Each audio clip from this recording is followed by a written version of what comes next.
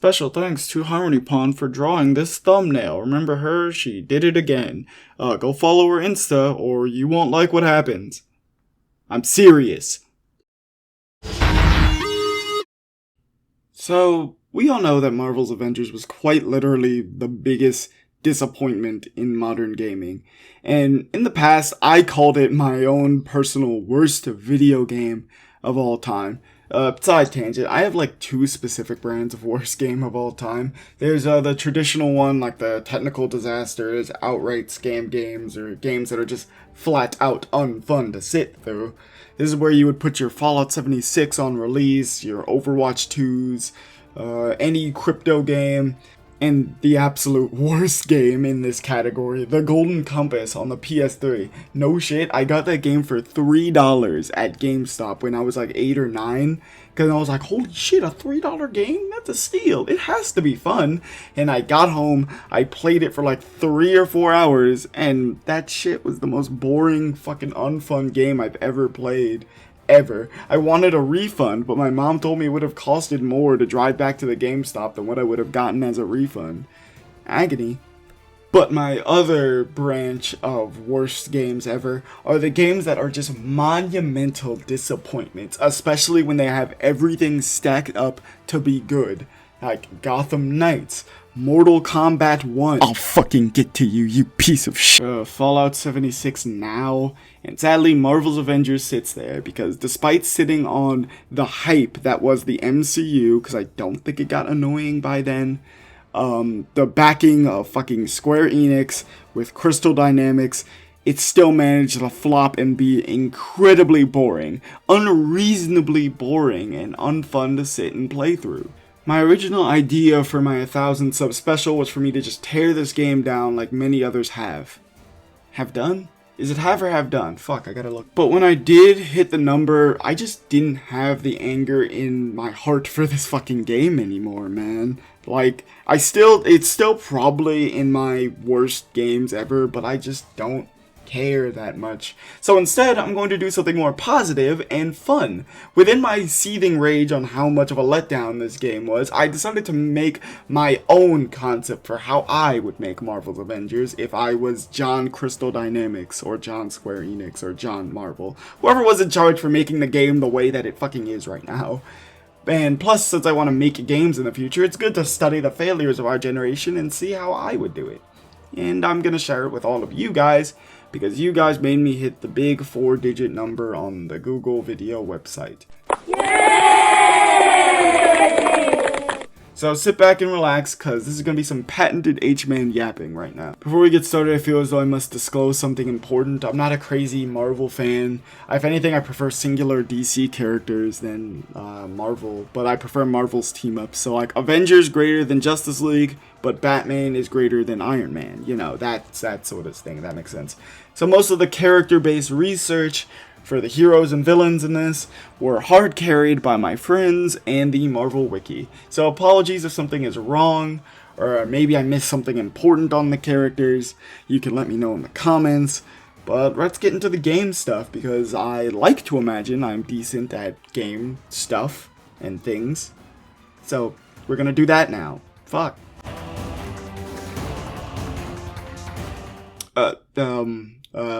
There is none. Okay, listen.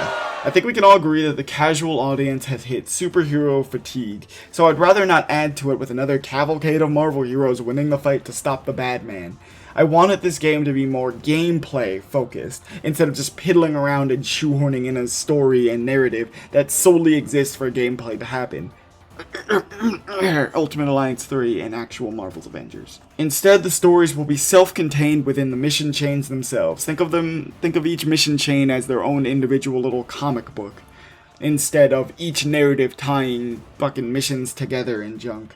So each chapter of the game would just increase the scale on what you were already doing. So there's a sense of progression there, but it's just, not a story thing.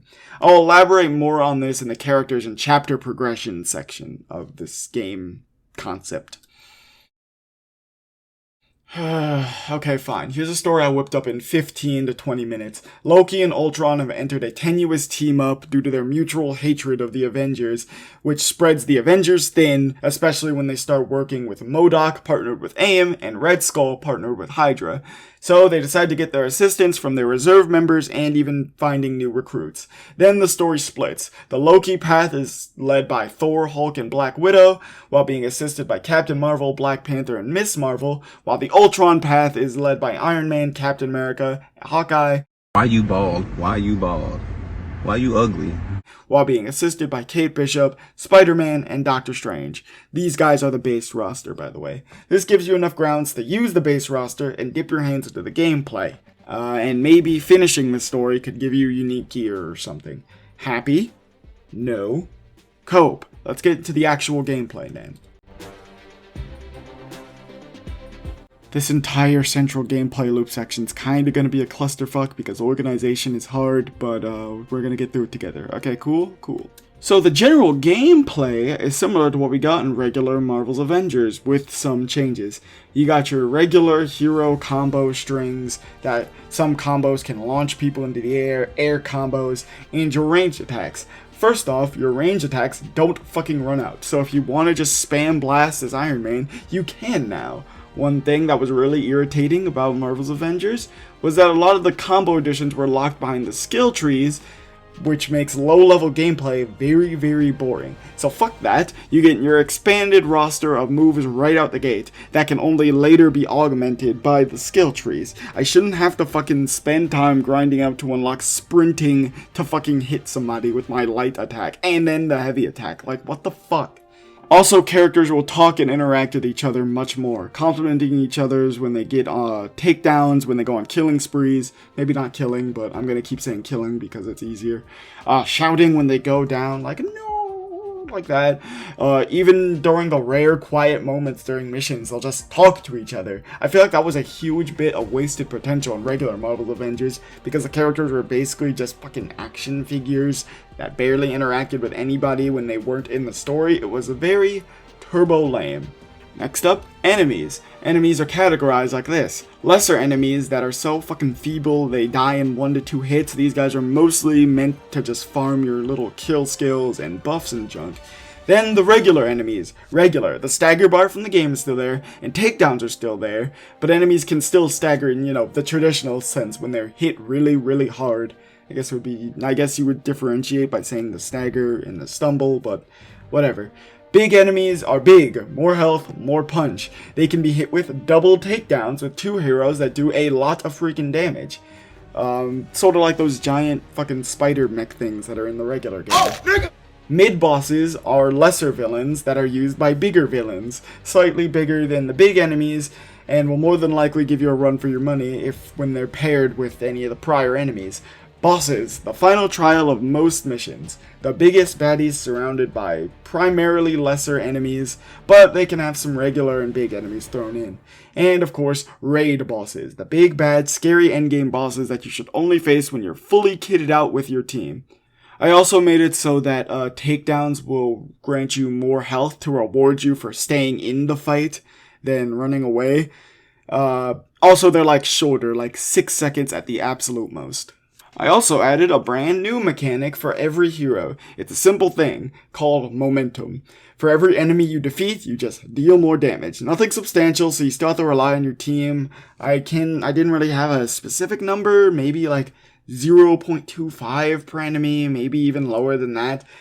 But you lose them all if an enemy doesn't get damaged by your entire team for 30 seconds. They slowly decline when you're down, and naturally when you die, you lose them all.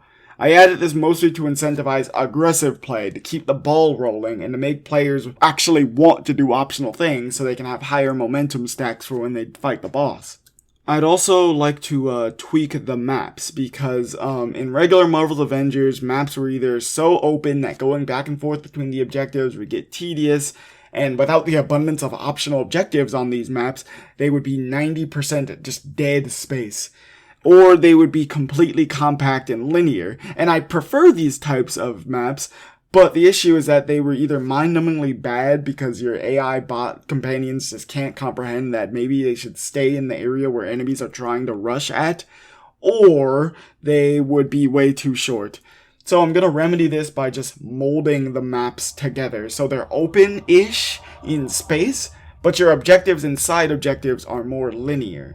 Oh, and way less optional objectives, like 2 or 3 at the absolute most, because most of them would just have 5 or 6. So, like, for example, you get a mission that fucking the Kingpin and is having the Hand fucking run amok in New York. So you drop in a pretty fair, open area for New York, and they go, hey, Kingpin's tower is right over there. We're gonna go fuck him up. So they drop you on like a street or a block away-ish, couple blocks away from it, so you gotta fight your way through it, and it looks a bit more open, and you get an optional objective like, hey, Kingpin has a very strong fucking hand enforcer over there, go kick his ass, and he's like just off a path down this back alley or something, and then boom, that's basically it. XP is gained from kicking ass, taking names, and completing missions, and there are no names to take, so I lied. There are 2 types of XP, Hero XP and Account XP. Hero XP, you just get those from beating enemies and completing missions. Account XP is gained from completing missions and completing like daily, weekly challenges type shit. When you level up your Account XP, you fucking get components for gear and stuff. I'll explain that later. And leveling up your hero obviously gives you skill points and an innate stat increase for all your stats. I will get to all that also. Gear is getting completely revamped in this. First and fucking foremost, gear makes cosmetic changes to your hero. When will AAA game companies learn that deep down every gamer is a fucking fashionista?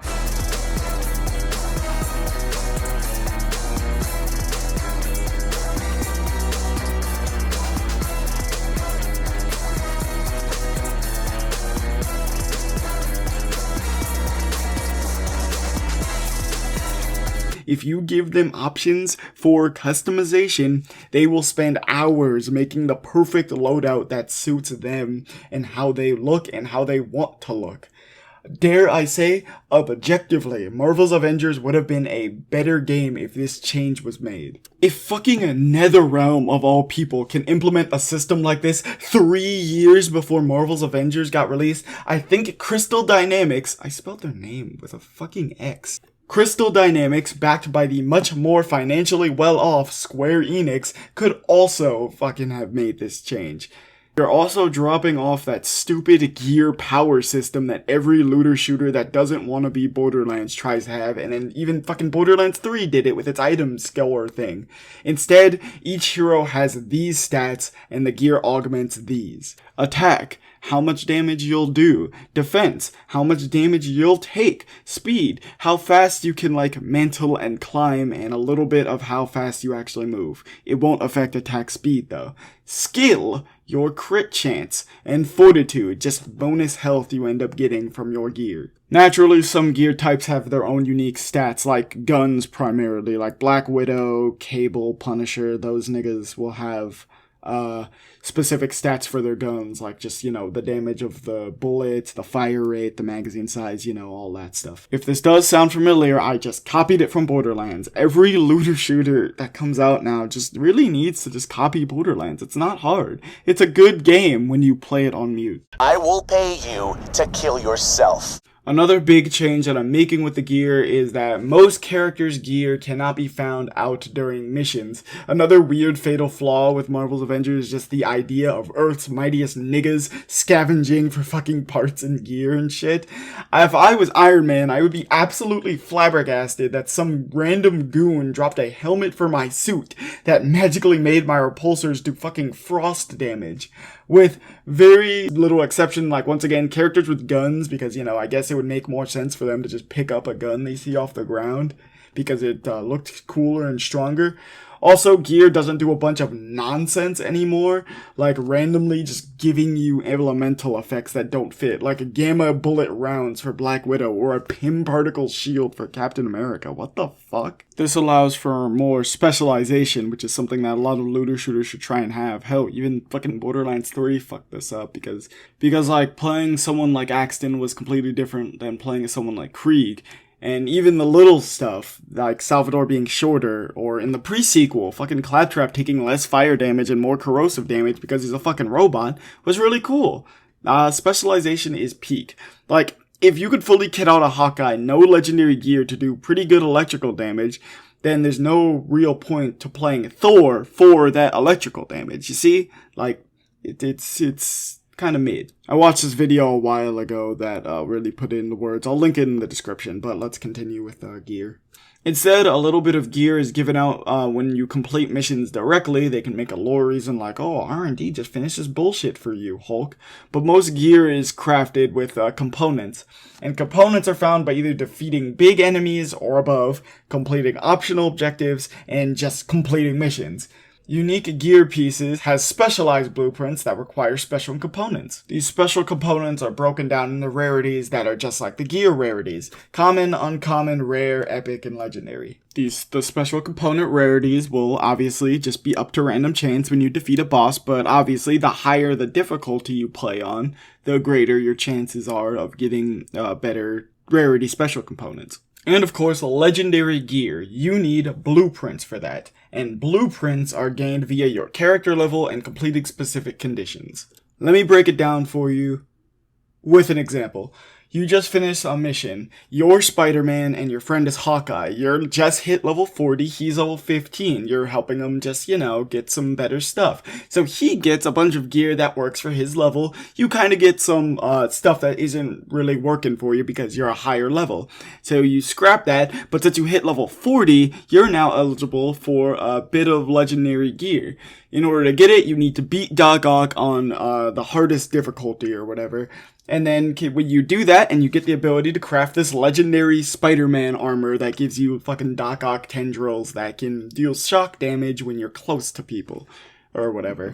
So yeah, boom. Sounds fun, right? And of course, the cycle is still intact of queuing, playing a mission, going back to base, or just using the menu to craft gear, test out your new gear, see if it works for whatever you want, then repeat until, whatever goal you want for your character. Some people just want an endgame build, some people want a fun, goofy build, and some just want to hit the level cap for the character. But whatever it is, it's your character that you made. And that's what I'm going for here. Character dialogue, character feel, character uniqueness, character style. Something that the original Marvel's Avengers game lacked a lot of. And speaking of fucking characters, this section is easily the longest part of the video, mostly because this is what most of the effort went towards. A giant fucking document of each hero, each villain, each chapter, and each skill tree that each hero will have. It isn't a finely detailed description of the skill tree, but I put a little blurb in and highlighted the notable skills that would be found in the skill trees. Sadly, to get this video out in this millennium, I had to cut out each gear space that a character would have. So, like Captain America would have the helmet, armor, shield, Spider-Man, face mask, general body armor, the Spider-Man logo on his chest. So you're gonna have to just use your imagination for all the people I'm listing here. And to save off all the time, I won't be reading the skill tree blurbs here, but I will link the document in the description of the video for you to read at your leisure. If you DM me or leave a comment about a spelling error that I made in that document, I will cast you a sunder that will be felt for generations to come. Howdy hi, Future Harry here to tell you about the heroes, characters, and chapter progression, but also here to tell you about the mission type since my dumbass forgot to do that beforehand. So let's do that first and then we'll get into the hero stuff. There are multiple mission types. The most common one you'll do is takedowns. Fight your way through a group of enemies to defeat the boss at the end. Acquisitions. Snag important documents or technology in enemy facilities. Return to be evacuated because you'll probably end up destroying the facility also. Holds. That's when you bait out enemies and survive them coming in waves until the boss arrives. Escort. Move a payload or VIP through an area of enemies and maybe deal with a boss at the end. I know that's pretty hero shootery, but it sounded pretty fun. Gauntlets. Face multiple regular bosses in a row or together at once. Raids. Deal with one big super boss or a raid gauntlet. Deal with multiple super bosses together or in a row. Like I mentioned earlier, there are mission chains, which sort all of these mission types into one giant, overarching story. So here's one for an example, an Ultron-based mission chain. You would have to go do an acquisition mission into a compound of his to find out schematics for a thing that could, fucking destroy all humans, replace them with robots, zap their mind out, put them in robots. I don't fucking know. But, so yeah, that's the acquisition part. Then you have to escort a shield engineer bus or something, so those guys can work on something that could, null out whatever Ultron's trying to build. Ultron's like, hey, kill yourself, and throws a bunch of enemies on you. And then you do the takedown, of course, where you use that machine built in the escort section to take down Ultron. All of that works into one big mission chain. Also, I keep forgetting to mention this, but to make mission chains and the missions you do a bit more fun, they're not going to be procedurally generated. That would be fucking stupid. They would be handcrafted, but there would be variants of each one. So you could keep an eye out for special variants. Maybe some variants are faster, some of them have more spawns, whatever. But yeah, that's something I need to mention. Every chapter of the game has, a big bad or several big bads, and in order to unlock those, most of the time, you would have to complete this mission chain surrounding them, and then you can do the raid at your own leisure. I feel like I've been saying leisure too much. I gotta find a synonym, hold on. You can do them in your respite. And while I'm talking about bosses, let me just get this out of the way also. Bosses are divided up into 4 categories. Minor bosses that could usually be mid-bosses, but can be final bosses for really short, quick missions. Major bosses, the final boss for most traditional mission chains. Special gauntlets, aka bosses that are only set to be fought during that specific order. And, the raid. The raids, yeah. You know what a raid is. I've mentioned them 80 times. Why aren't you paying attention? And with that, I think we can finally start talking about the actual heroes. Heroes are sorted into roles, and each role has 2 passives. One for the hero themselves, and the team passive. Team passives stack, but not by, a lot. So, yeah. The roles and their passives are as follows. Bruisers are the general DPS. Their singular passive is that they deal more damage the closer you are to the target, incentivizing you to get right up in there. And the team passive is that allies deal bonus damage to a target that you have damaged after, a little bit. Masterminds, masters of AoE, CC, and status effect at the expense of lower single target damage. Their passive is that all of their status effects last a bit longer than other roles. And their team passive is that allies, when they're near you, have an increased status effect chance and their status effects just deal more damage. Specialists are the agile glass cannons. Their passive is that when they deal regular non-critical damage that stacks up their critical hit chance, it resets when they finally score crit. The team passive is that when enemies focus on you, allies gain an increased critical chance on that enemy. Tanks, big aggro takers, and big health havers. The passive is that you don't stagger unless it's from mid-bosses and above, but you are more likely to get attacked by everything. The team passive is when you take damage, nearby allies will get a damage buff. And lastly, support. Heal and buff at the expense of DPS. The passive is that your revive speed is very fast and buffs that you grant last much longer. And the team passive is that you increase the life stock by 1. Lives depend on the difficulty you're playing on, but on average it's 4 lives, 1 for each person. You increase that by 1. Also, when your allies are near you, they passively regen health. Let's get into the base game. The bosses of the base game are as follows. The minor ones are Taskmaster, who usually works with AIM or Hydra, MODOK, who works with AIM, and Crossbone, who works with Hydra. Major bosses: Red Skull, backed by Hydra, Abomination, Mandarin, Ultron, and Loki. Raid bosses of the base game: Odin Force Loki and Ultimo Ultron. I know that's a pretty short stock for, the raid bosses, but don't worry, it'll grow as we go. And the base game heroes, I already told you, but now you get to know their roles now, yeah. Captain America, Bruiser. Iron Man, Mastermind. Hulk, Tank. Thor, Tank. Black Widow, Specialist. Hawkeye, Specialist. Spider-Man, Specialist. Kate Bishop, Mastermind. Miss Marvel, Bruiser. Doctor Strange, Support. Black Panther, Specialist. Captain Marvel, Tank. Not that great of a spread, but it gets better later on, trust me. This next section, you guys could either extend it to the base roster, like just basically like post-launch characters, or you can slide these into wherever they may see fit. Scarlet Witch, Support. Ghost Rider, Bruiser. Blade, Specialist. Ant-Man, Mastermind. The first chapter of the game is The Defenders, an update primarily focusing on the grander street-level crimes and villains. Mostly Spider-Man, to be honest. The bosses of this chapter, the minor ones, are Bullseye, Silver Sable, backed by Saber International, Elektra, backed by The Hand, and Rhino. Major villains include Kingpin, backed by The Hand, Doc Ock, Green Goblin, Mysterio, Venom, Carnage, Claw, Sandman, and Mr. Negative, backed by the Inner Demons. The first special gauntlet is added of the Sinister Six: Doc Ock, Rhino, Mysterio, Electro, Sandman, and Mr. Negative. Pretend I added Electro in the minor section. 4 raid bosses are included: Overclocked Rhino, the Venom Carnage Hybrid Symbiote, Gigantic Sandman, and Demon Mr. Negative. The heroes included in this chapter are Daredevil, Specialist, Luke Cage, Tank, Iron Fist, Bruiser, Punisher, Bruiser, the Winter Soldier, Mastermind, and the Wasp, a Specialist. A bit more variety, especially in the villains list, so, yep. Chapter 2, Enter the X-Men. This is an update primarily focusing on mutants and their villains.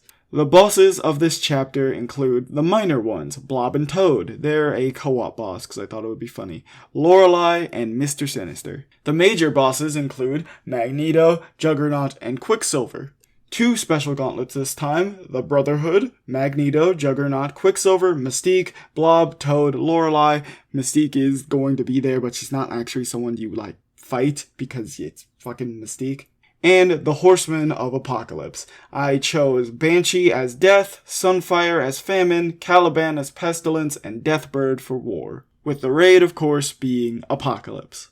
The heroes included in this chapter are Cyclops, Mastermind, Colossus, Tank, Wolverine, Bruiser, Deadpool, Bruiser, Phoenix, Specialist, Storm, Support. For this chapter, because the X-Men are so important and cool, I give you 2 free heroes: Gambit, a Mastermind, and Cable, a Bruiser. Then we add our first pack. Packs are smaller expansion things that add less heroes, but still add a decent amount of villains. This one is the Midnight Sun pack, focusing on the supernatural villains of Marvel. No minor bosses added for this one, but the major ones include Dormammu, Michael Morbius, and Daemon Hellstrom, with the raid bosses including Mephisto, Chthon, and Dracula. The heroes added in this pack are Nico Minoru, Support, Magic, a Specialist, and Moon Knight, whose gimmick is that his role actually changes depending on which personality you rock with. The Bruiser is Mark Spector, the Support is Stephen Grant, and the Tank is Jake Lockley. Before you say it, yes, I am biased, shut the fuck up. Next is actually another pack, the Fantastic Four pack, which, fucking surprise, surprise, happens Fantastic Four villains, and, them. The bosses added here are the minor ones: Mole Man and Puppet Master. The major one being Annihilus. A special gauntlet I added called the Doombot Legion because, spoiler alert, Doctor Doom is here. But it's basically just you fight a bunch of robot clone things of Doctor Doom that are much weaker, but they might have unique characteristics that you should look out for. And of course the raid bosses being Doctor Doom and the Super Skrull. A little tidbit that I want to mention for Doctor Doom is that he, when he gets added, there are a fuck ton of missions of him just beefing with every faction, past and future of this game, because, you know, he's that nigga. He is simply him. He will fucking fuck with anybody at any time for whatever reason he wants, and I thought that was really funny, so yeah. The heroes included are Mr. Fantastic, Bruiser, the Invisible Woman, Support, the Human Torch, Mastermind, the Thing, Tank, and the Silver Surfer, the Specialist. The actual next chapter, Beyond the Stars, an update that focuses on space, space villains, and space heroes. Bosses included in this update, minor bosses, are Molecule Man, the major bosses are Adam Warlock, Korvac, and Thane. The special gauntlet is the Black Order, Corvus Glaive, Black Swan, Proxima Midnight, Ebony Maw, you know, them. And 2 raid bosses are added, Thanos with and Thanos without the Infinity Gauntlet, because he's just that scary. Oh, H-man, the Infinity Stones and Thanos, you original fucking hack fraud, you stupid I don't know if you've been noticing this so far, but this is much more than an Avengers game, this is an all-of-Marvel game, so of course I'm going to have Thanos and the Infinity Stones in it. If you have a problem, F you! Anyways, the heroes added are Star-Lord, Specialist, Rocket Raccoon, and Groot, a combo hero that gets, Rocket gets the Specialist role and Groot gets the tank role. Gamora, a bruiser, Drax, a tank, and Nova, a bruiser. And for free for this chapter, you get Mantis, a support, because I thought it was funny. Then we move on to Chapter 4, The Multiverse. Oh, okay, I'm sorry, wait, hear me out. I know multiverses are kind of, you know, not liked that much, but like, I think maybe this would be fun, okay? Just listen, this update adds multiversal villains and special variants of existing villains. And there are a lot of villains. I'll get through them. There are no minor ones, so I'll go through all the major ones and kind of explain the thing for them because, you know, if I say the name, some of them might go over your head. So, Red Hulk. Just one Evil Hulk number 1, MODOK and Ultron Hive Mind, basically they merged together, King Venom, what if Venom took over the entire world with symbiotes, Monster Ock, remember that one old Spider-Man game that had the Carnage and Doc Ock hybrid, I'm bringing it back, the Vampire Supreme, aka Morbius and Doctor Strange hybrid, that would be pretty funny, the Maestro, Evil Hulk number 2, Dark Phoenix Cyclops, what if the Phoenix took over Cyclops and made him evil? Marvel Zombies, a very unique one because that one is just a like survive wave thing and I thought that would be fun. And Dark Beast.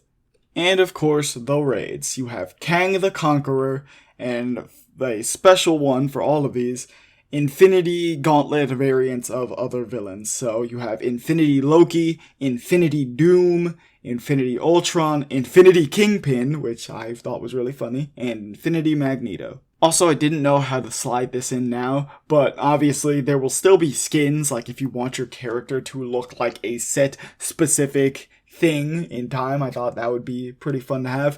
And this update comes with fancy premiere skins that change a character's appearance and their voice, and voice lines with other heroes. This includes Spider-Gwen and Spider-Man 2099 as a replacer for Spider-Man, X-23 as a replacer for Wolverine, and the Jane Foster, the Mighty Thor, to replace Thor. And of course, the heroes. You have Miss America as a support, Miles Morales as a bruiser, She-Hulk as a tank, Ironheart as a bruiser, and Robbie Reyes as Ghost Rider as a mastermind. After that, we get the final chapter. I just called it End of the Line. This one adds Galactus. The only boss, Galactus, because it's fucking Galactus. He's, you know, he's always the end creature. He will be absurdly difficult. So, yeah. However, on April Fools, after this chapter gets released, I add one hero. Howard the Duck. His role is randomly selected the moment you join. Please, I need this. It was really funny, and I thought of the idea. I don't care how accurate it is. I want this. Naturally, after this cycle, a bunch of legendaries and junk could be added to the blueprint pool. And, yeah, maybe level caps could be increased. But all in all, the game would end with 14 bruisers, 8 masterminds, 13 specialists, 10 tanks, and 8 supports. a moderately okay balance, but all of your favorite heroes are there. And while I can't properly go into what I would want for the skill trees, just imagine Borderlands 3, once again, stealing from Borderlands. Just please, this entire game is literally just a kaiju abomination of regular Marvel's Avengers, Borderlands 3, and fucking Payday 2. It's crazy. But yeah, just imagine the skill trees like Borderlands is, where, you know, the perks are there that have unique traits that do special damaging stuff. They're the skills that they have, the action skills, if you will. I think they call them like fucking heroic abilities in Marvel's Avengers. Those change depending on how which skill tree you want to go down. Each one has its own specific augments for either your combo or your skill thing. It's cool. Yeah. That's the hero section, I think. Fuck, that was a lot. So, I believe that's it. 4 years worth of random fucking brain digging and 4 months of tippity typing on a script. And yeah, that's my concept for Avengers. I think it's a pretty solid idea. But I guess the one question that's left on my and everybody else's mind probably watching this is this an actual feasible game to make? And I'd say yes. Like, at least the base roster that I discussed could have been implemented in that way. And yeah, maybe it would have taken a long time for the other chapters to be implemented, but hey, that's their long-term investment. That's their live service hook for people. So that's something that that the modern game industry really loves doing. So, yeah. Hey, if anybody at Marvel or Disney sees this, I will gladly take $3 billion for this idea and 35% of the profit revenues. Just mail it to this address right here. Don't use that address. I swear it's not my address. Don't pipe up.